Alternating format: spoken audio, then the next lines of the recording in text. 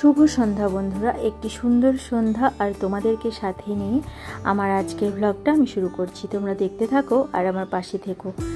সন্ধ্যের আকাশটা দেখছিলাম, তার মধ্যে দেখতে পেলাম এই যে পাখিগুলো উড়ে যাচ্ছে। দেখো কি ভালো লাগছে দেখতে। আসলে প্রতিদিন সন্ধ্যের সময় আমি খেয়াল করেছি এই দিক থেকে পাখিগুলো সেই উত্তর পশ্চিম কোণের দিকে যায়। পাখি বলতে এগুলো কিন্তু বাদুড়। আমি আগে ভেবেছিলাম যে অন্যান্য পাখি, হয়তোবা চিল বা অন্য পাখি। তো রিজুর বাবা একদিন বলল যে না, এগুলো বাদুড়। যখন যখন সুযোগ হয়েছে আমি খেয়াল করেছি যে ওরা সন্ধ্যের সময় এদিক থেকে ওই উত্তর পশ্চিম কোণের দিকে যায়। আবার ভোরবেলা মানে আলো ফোটার আগে, যখন আবছা আবছা হয়, মানে এই রকমই তো হয় আলো ফোটার আগেও, তো তখন ওরা ওই দিক থেকে আবার এই দক্ষিণ পশ্চিম দিকে ফিরে আসে। ওরা মনে হয় ওই দিকে খাবারের খোঁজেই যায়।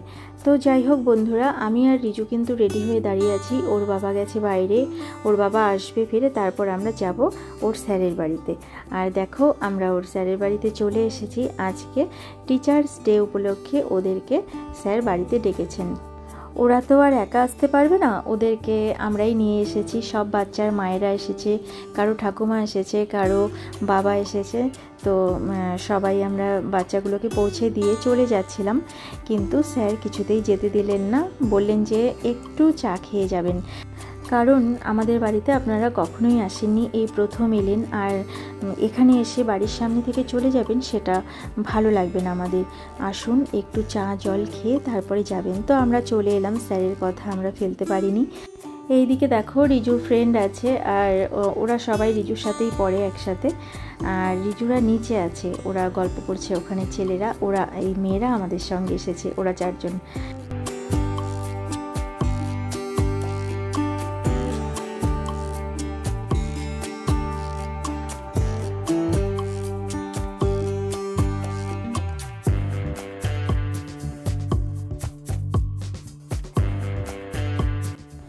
কিছুক্ষণ সেখানে বসার পর আমরা এখন যাচ্ছি রাজবাড়ি পার্কের দিকে। আমরাও সেখানে গিয়ে একটু বসবো, ফুচকা খাবো ভেবেছি। আজকে সব বান্ধবীরা মিলে একটু আনন্দ করবো।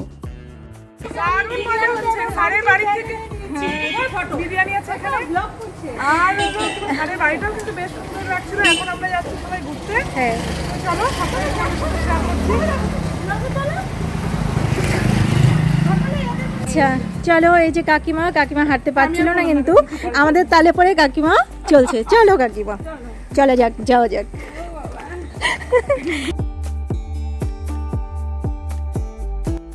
বন্ধুরা, তোমরা এখন যে দেখতে পাচ্ছ এটা হলো আমাদের জলপাইগুড়ি রাজবাড়ির সিংহদুয়ার। এটা আমার অনেক ভিডিওতে তোমরা দেখেছো, কিন্তু হয়তো বাইকে করে যাচ্ছিলাম সেইভাবে তুলেছি, কোনো সময় হয়তো দাঁড়িয়ে থেকে তুলেছি, অত ভালোভাবে দেখাইনি। আজকে একটু ভালো করে দেখিয়ে দিলাম।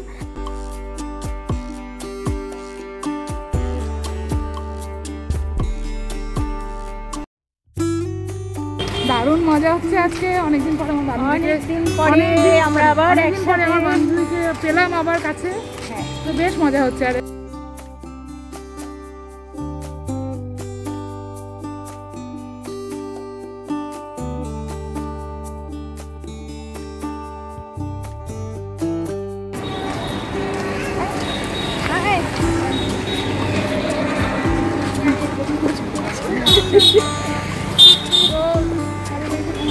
স্যারের বাড়িটা খুব সুন্দর লাগলো, দারুণ, মানে একদম ঠিকঠাক সাজানো গুছানো, একদম সুন্দর।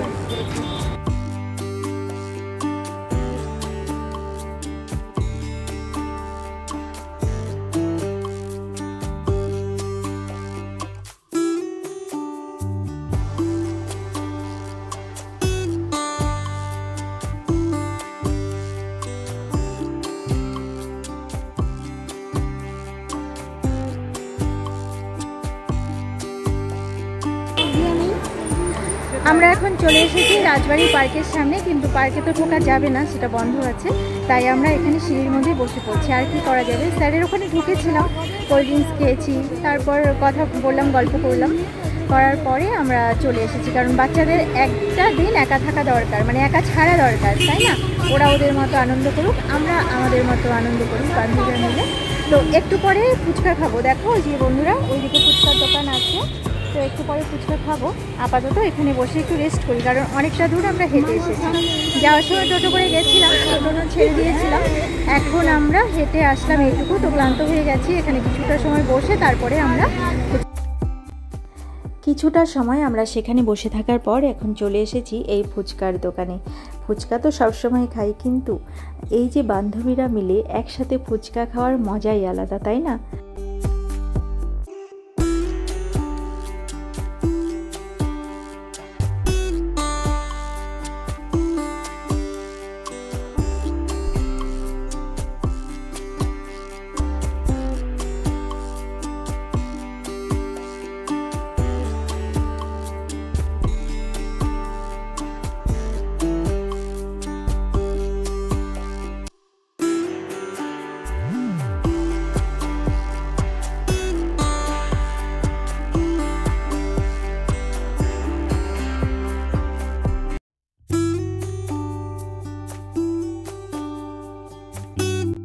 আমাদের ফুচকা খাওয়া কমপ্লিট হয়ে গেছে। এবার আমরা চলে এসেছি একটা আইসক্রিমের দোকানে। তো এখানে অন্য আইসক্রিম পাওয়া যায় না, এখানে পাওয়া যায় কুলফি।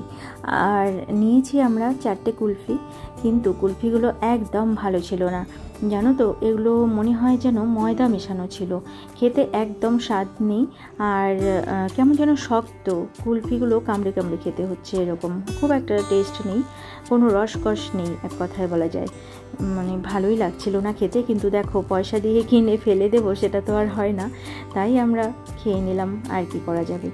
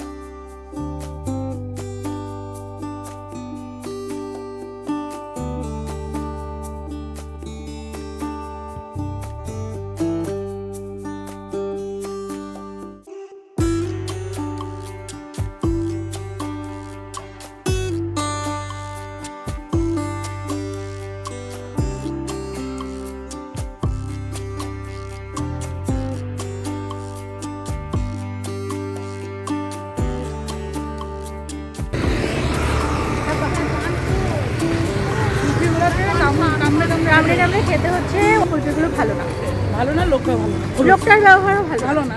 কুলফি ভালো হোক আর না হোক, আমাদের মনগুলো কিন্তু খুশি হয়ে গেছে, কারণ আজকে সবার সঙ্গে আমরা দেখা করতে পেরেছি। আর এবার আমরা চলে এসেছি বাড়িতে। রিজু এসে এখানে বসে আছে, আর এইদিকে দেখো রিজুর বাবা এখনও চা খায়নি। আমি করলাম কি, ডিমের পোচ বানিয়ে নিলাম। 2টো ডিম দিয়েছি, কিন্তু পোচ করতে গিয়ে সেটা ডিমের পোচ হলো না অমলেট হলো বুঝতে পারছি না, একদম ছড়িয়ে গেছে। আর এইদিকে দুধটা একটু গরম করে রাখছি। যাই হোক, ডিমের পোচ আর অমলেট যাই হোক না কেন, সেটা এখন রিজুর বাবাকে আমি দিয়ে দেব। আর রিজু তো কিছু খাবে না এখন, আমিও খাবো না। রিজুর আবার গানে দিদিমণি আসবেন, ওকে গান করতে হবে। তার সাথে চা করে নিয়েছি, রিজুর বাবাকে দেওয়া হয়ে গেছে। আর আমার চা খেয়ে নিয়ে আমি চলে এসেছি হাত পা ধুয়ে জামা কাপড় ছেড়ে ঠাকুর ঘরে এসে গোপাল সোনাকে শয়নে দেওয়া হয়ে গেছে। আর ঠাকুর ঘরের পর্দা কিন্তু আমি নামিয়ে দিয়েছি।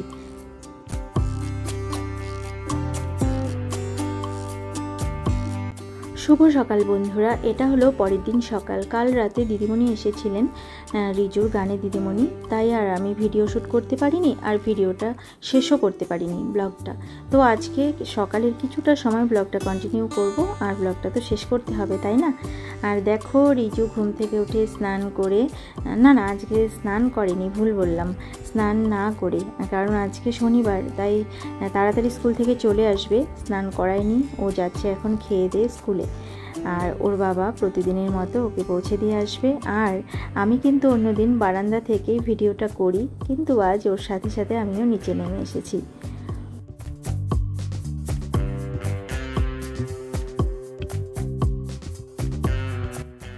রিজু স্কুলে চলে গেছে আর আমরা ঘরে চলে এসেছি। ঘরে এসে আমি চা করে নিয়েছি। চা করে এখন দুজনে মিলে এখানে বসে চা খাচ্ছি। গরমের দিনে না বেশিরভাগ এখানে বসেই আমি চা খাই, ভাতও খাই এখানে বসে, জানো তো। যাই হোক, আমার চুলের অবস্থা দেখছো তোমরা, একদম এলোমেলো হয়ে আছে। ঘুম থেকে উঠে আমি চিরুনি করারই সময় পাইনি এখনও। এবার আমি চলে যাচ্ছি পাখিদেরকে খেতে দেওয়ার জন্য। পাখিদের খেতে না দিলে এই সময়টা এসে ওরা খুব কিচিরমিচির লাগিয়ে দেয়, আর যদি একটু দেরি হয়ে যায় তাহলে আবার অভিমান করে চলে যায়। তখন যদি আমি খেতে দিই তখন আর আসতে চায় না, হয়তো ওরা অন্য কোথাও খাবার খুঁজে খেয়ে নেয়, আর এই খাবারটা তখন পড়েই থাকে। আর এইদিকে দেখো ধনেপাতা হয়েছে, তোমাদের কি মনে আছে?